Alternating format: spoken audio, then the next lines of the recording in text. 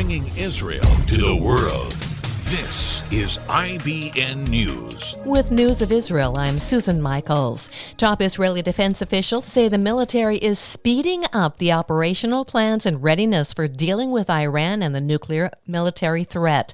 Foreign Minister Yair Lapid warns Iran's march towards a nuclear weapon is not only an Israeli problem, it's a problem for the entire world. Israel considers Iran an existential threat and has warned that it would act with military force if needed to prevent Iran from developing nuclear weapons.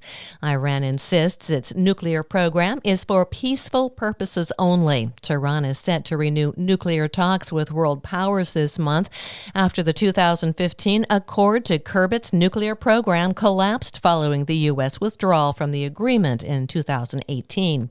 Palestinian Prime Minister Mohammed Shtayyeh is warning Israel its refusal to accept a two-state solution to the century-old conflict would continue a system of apartheid and eventually result in a one-state reality in which Israel loses its Jewish character.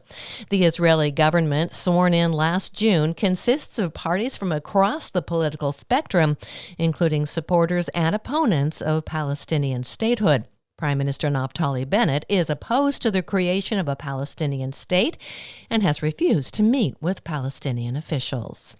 Israel's envoy to the United Kingdom, Zippy Hotovely, was rushed away from an event at a London university due to an angry demonstration staged by pro-Palestinian activists who sought to prevent her from participating in the debate that took place on campus.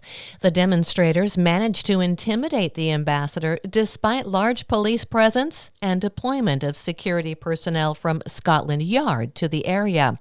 British Education Minister Nadhim Zahawi tweeted, "This is deeply disturbing. I am so sorry."